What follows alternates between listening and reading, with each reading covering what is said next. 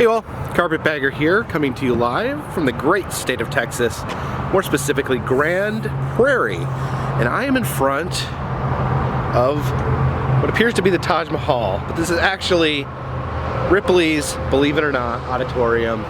Actually, it used to be called the Palace of Wax, and now there is a combination of attractions in there, including a Ripley's, believe it or not, and a wax museum. I'm gonna go in there and check both of them out. I'm really excited. I've realized now, after I visit this Ripley's, there's only 4 more Ripley's in America that I have not been to. That's San Francisco, Wildwood, New Jersey, and then there's 2 in Baltimore. So I may set out to try to conquer all the Ripley's in America. But anyways, enough of that. Follow me.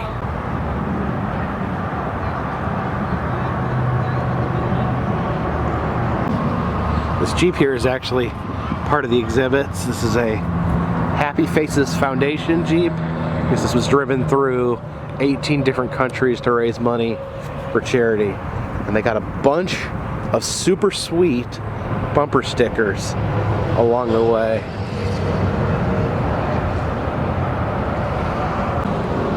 Okay, this scrap metal gorilla is pretty freaking awesome. Look at its face. Scrap metal dinosaurs here as well.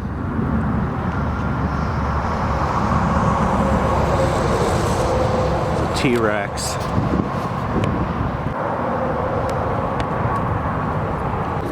Check out the Thagomizer here. One of the cool things about Ripley's is you see things that just have no reason to exist. Things that you would never think even existed in the real world.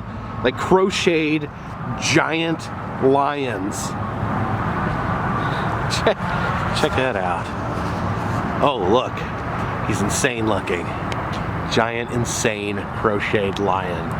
Alright kids, I want you to give me at least 3 good reasons why it's a bad idea to crawl on top of a giant, rusty ball of barbed wire.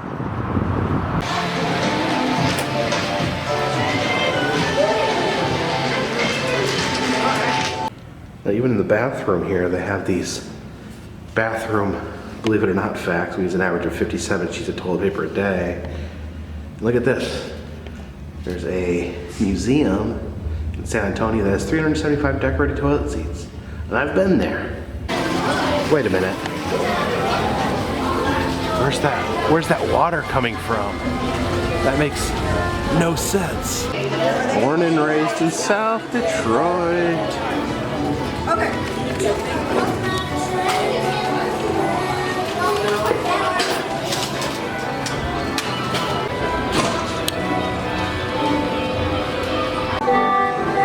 We start out strong with a shrunken head.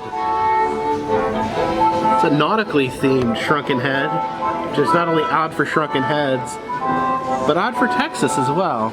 This is live cargo, open immediately. Got me again, Ripley's. And most Ripley's do have a vampire killing kit, but this one actually has a really sweet gun sword. There we have our fur-bearing trout. And then you just slide over here and we got an adorable little Fiji mermaid.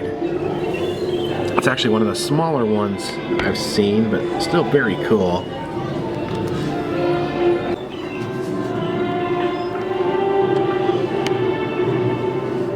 Check out these super spooky skeletons up in the rafters.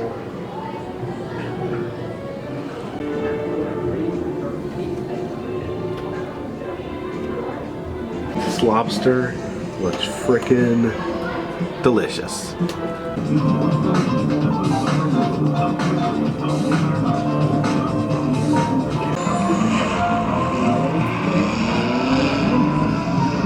You're just gonna sit. Now, as I traveled across the country, I realized 2-headed calves aren't as rare as I thought they once were, but what is rare is 1-headed 2-body calves. Used to look like that. Built into a lizard man? Well, for me, the procedure started with 700 hours of tattooing, but it still wasn't quite done. So I went. Wonderful oddities in this case alone. We got a cow hairball. We've got a horrifying two-faced kitten.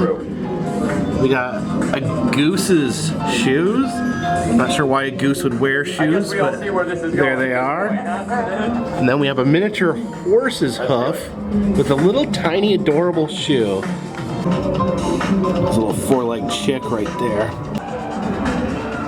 Thank you, Eric. Stories you can't imagine. People you won't believe. The bizarre world. Quit following me. Play the powerhouse and see how strong you are. It looks like this guy, Wayne Harbor, actually hated Ripley's, believe it or not, but now he has his own little monument here in the corner. All these are letters that he wrote that are trying to disprove the claims made in Ripley. There's Jesse James's gun. That's kind of cool. There's a bust of Robert Ripley that was actually sculpted by a blind sculptor. Only the greedy need fear, King Solomon's mine.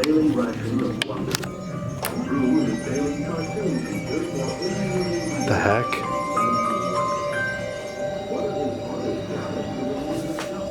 It's a dead skeleton right there. Dead skeleton with a pith helmet. This is legit kind of spooky. Many have tried to steal the fabled jewel of life and death, yet all have failed, and so shall I. Pluck the jewel from the eye socket of the skull of the King of Solomon, if I can. Okay, here goes nothing. Ah! It sprayed air at me. That Peruvian skull is fairly terrifying. Now, we already saw one shrunken head at the beginning, but this is another genuine shrunken head, and this is said to be the only red-haired shrunken head in the world. The only ginger shrunken head. Burger Planet? A little confused here. Looks like hot coals. I'm gonna walk on hot coals. I was half expecting that to jump out at me. Alright, this is freaking amazing. It's the state of Texas, made out of rattlesnake rattles. And then here in Dallas, we got the rattlesnake's head. That is cool. Never seen this before. It's a Ripley's, believe it or not, pinball machine. The shrunken head up there. Another shrunken head there.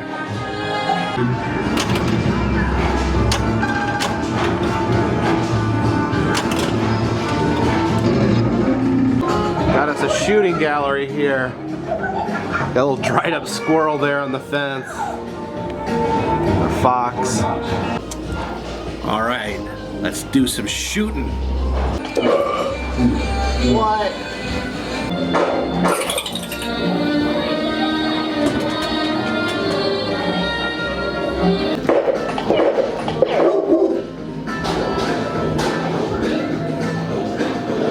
And there's renowned Satanist Sammy Davis Jr. It's a toilet paper wedding dress. Huh. Is that symbolic? This is all paraphernalia used to raise fighting crickets. Guess that's to feed them right there. And then this is a fighting cricket arena. No idea that cricket fighting was such a big deal.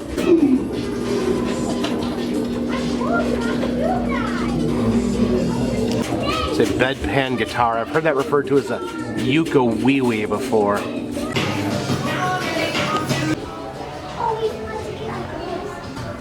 In a mirror maze. Can't find my way out because there's too many mirrors. Alright, so pretty cool Ripley's here in Grand Prairie, Texas. Now I was wondering why there was a Ripley's in Grand Prairie, Texas. See, normally you see them at tourist meccas, you know, places like Times Square, Gatlinburg, Myrtle Beach. I didn't see Dallas, Texas as being that touristy, but I guess Grand Prairie is pretty much in Dallas. It's just right out of the city. So very cool though that it's different in the fact that, you know, a lot of times they'll have different, Ripley's will have a set of different attractions in a city, like 3D mazes, moving theaters, and their auditorium. It's all in one building here, so it's kind of interesting, almost like a Ripley's exclusive mall. But anyways, I appreciate you guys watching. Please, if you like these adventures, please check down below. There's a map. It'll show you all the places I've been, and you can make suggestions on places that you feel I need to go. Also, if you'd like to support the channel, if you donate at least $3 a month on Patreon, I can send you postcards on my journeys. There's also different ways to support the channel, and those are all down below in the description. So for now, this one's in the bag.